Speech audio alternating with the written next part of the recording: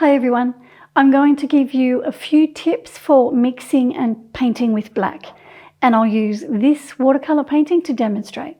I'd also like to thank Skillshare for sponsoring this video, but more about them later. Okay, mixing black watercolour paint. I needed a black subject to paint to demonstrate to you, and I didn't have to go very far to find one.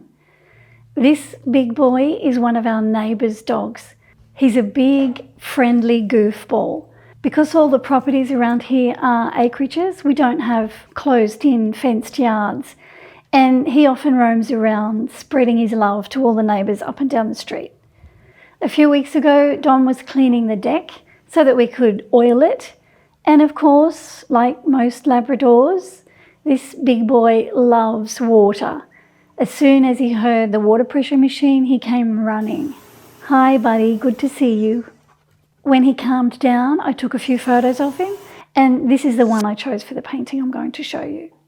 Here's my first tip about painting a black subject.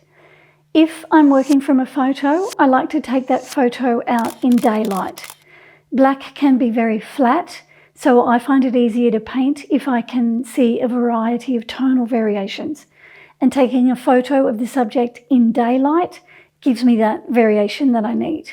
You can see this more clearly when you compare the photo I took outside with a photo I downloaded from Pixabay that I'm pretty sure was taken inside.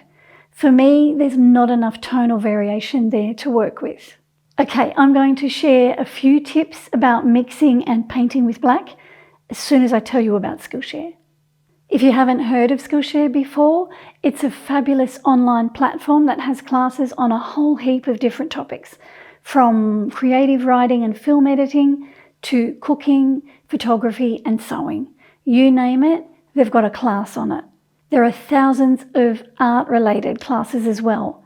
I've been teaching on Skillshare since 2015, and I have 13 watercolour classes on there myself that you can join completely for free with the Skillshare free trial. If you want to start your own creative career, Skillshare has a fabulous class called Make Creativity Your Career, 6 exercises to create a successful side project. Andy J. Pizza will inspire you and help you to craft a simple strategy to achieve your goals. All of the classes are on demand, so you can learn at your own pace in your own time. Whether you want to learn the basics of watercolour painting or learn how to cook, Skillshare has classes to inspire you. If you've never used Skillshare and you'd like to try it, I'm happy to let you know that you can access all my classes and many more for free. The first 500 people to click the link can get 1 month free trial of Skillshare. The link is in the description below. Thanks again to Skillshare for sponsoring this video. Okay, mixing black. And I've talked about this before. You can buy pre-mixed black paint, but it tends to look a bit flat and uninspiring. This is Winsor & Newton's Lamp Black, and I don't think it has any life to it. I used to use it because I thought it was easier than mixing my own, but now I know better. To mix black, you can use all 3 primaries, red, yellow and blue. Complementary colours will also mix together to create black, so yellow and violet, red and green, blue and orange. The colours I like to use to mix black are burnt sienna and French ultramarine. I'll demonstrate how I use those colours while I paint our friendly neighbourhood black Labrador. When I mix dark colours like black, I like to use a generous amount of freshly squeezed pigment. When you've got your paints squeezed out onto your palette, they harden and you have to soften them with water and a wet brush in order to use them.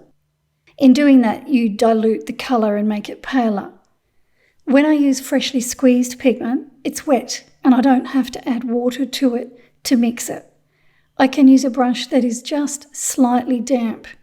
When I mix the colours together, they stay at their full intensity. I've just added a bit of water to this mixture because the first layer of paint that I paint on the dog, I don't want it to be too dark. The beauty of mixing your own black allows you to adjust the temperature of your black by adjusting the ratios of the colours that you're using. If you want a cool black, mix more of the cool colour into the mixture. If you want a warm black, increase the amount of the warm colour that you're using. With the dog, I painted some masking fluid onto the white highlights in the eyes, and when that was dry, I wet the paper with some water. When the dog was wet all over, I took some of that dark colour and I placed it on the mixing palette, and I mixed some water with it. To begin the painting, I don't want a really dark colour, so it needs to be diluted with water. And then I start to wash some of that colour straight onto the wet paper. I use a large brush so that I can get the paint on there fairly quickly. When you mix colours, the colours will separate on the wet paper. I used to panic about that, but now I know that the colour separation adds to the beauty of the painting. It makes it more visually interesting. This colour that I'm painting on now is the lightest value that I see in the fur. While the paint was wet, I took my small zero brush and I pulled some of that colour out onto the dry area just to create some loose hair here and there.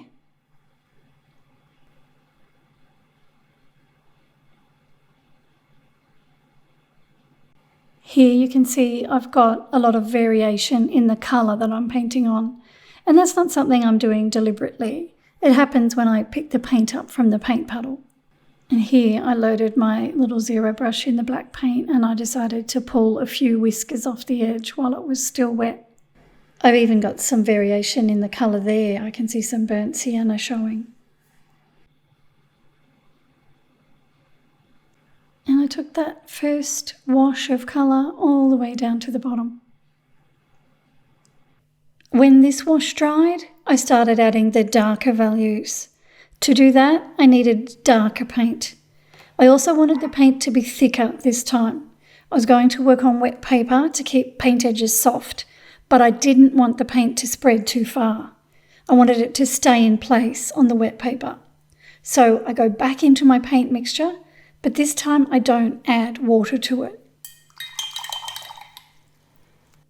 So then I wet the area where I was going to work, in this case around the left eye. And then I picked up the black pigment. I made sure my brush wasn't too wet when I picked it up. And then, keeping an eye on the reference photo, I start to paint on the wet paper. I paint the darker areas that I see. And I avoid the lighter areas. And that underwash that I painted on first, that's what I will see in the lighter areas. And you can see because the paint is quite thick, it stays in place more or less. It bleeds slightly, but it's not spreading all over the place. Because I'm on the wet paper, it's giving me the soft edges that I want. And I use the brush to push the paint where I want it to sit.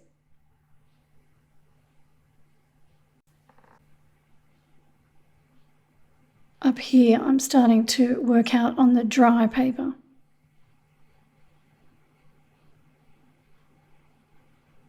And before it starts to dry completely, if I think it's not going to be dark enough, I put a bit more paint there.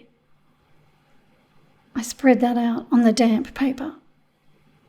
And here you can see how dark burnt sienna and French ultramarine can go when you use the pigment at its full intensity. I've wet this area above the eye as well. And again, I use that thick, dark, sticky pigment and I paint that on the wet paper. And that gives me that darker area beside the eye. I want soft edges on this shape as well. So when I wet the paper, I wet a larger area than where the paint will sit. I don't want the paint to drift to the edge of the water, because if it does, I'll get a hard edge where the water stops. I'll show you what I mean by that here. I want to paint the dark shape on the side of the head, so the area that I wet is larger than where the paint will sit. To begin this dark area, I want to use black that has a bit of water mixed with it. I don't want it to be too dark just yet. And And then I paint that colour roughly where that shadow sits on the side of the face, the dark area. I blur my eyes when I'm painting so that I can see their shape more clearly. I use big brushes to get the paint on there fairly quickly, trying to leave that lighter spot there that I can see.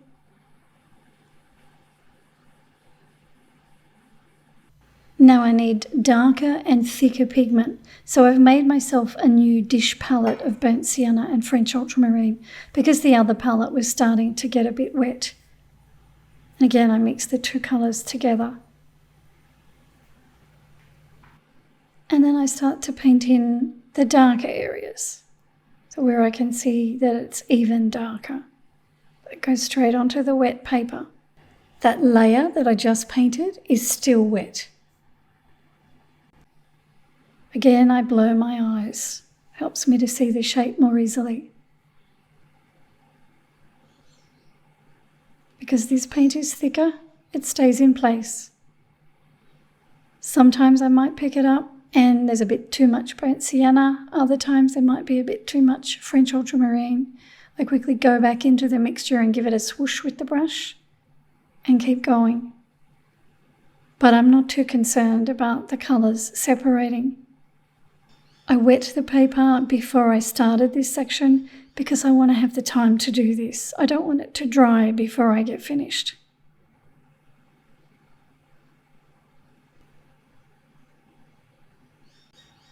And I need to make sure this is as dark as I want it before I finish, because I can't come back and re-wet this area and paint another layer on top, because if I do, I will disturb this pigment and make a mess. I did the same thing with the neck area. I wet it with water. I used the black mixture that had water mixed into it to paint in the middle tones.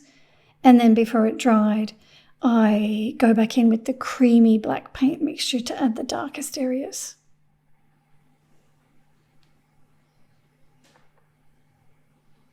And right at the end, when I'd finished everything else, I used some white gouache to paint in the whiskers.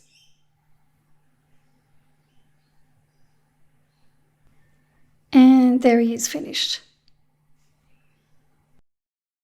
Just to recap, if you are painting from a reference photo, choose it wisely. Look for one that shows lots of variations in the values or tones. Mixing your own black is to your benefit because the colour has more life in it and you can adjust the temperature of the mixture. I like to use freshly squeezed pigment because I don't have to dilute it to mix it. If I need to dilute it, I pull some of the thick mixture away from the main puddle and then I add water to it. Using the fresh pigment also allows me to adjust the consistency of the paint, which is helpful when you're working on wet paper. I hope these tips help you next time you paint a black subject. I've written a blog post about working with black watercolour paint. I've linked to it in the description if you'd like to read it. Thanks for watching. I'll see you next time. Good? Yeah. Rolling? Yeah? This one is Watercolour Pet Portrait. He is a big, friendly, because all the properties we don't have. Here's my first tip about painting a black subject. I can't get that up. Let me try again. If that black subject is some shit. And finally, dark colours lift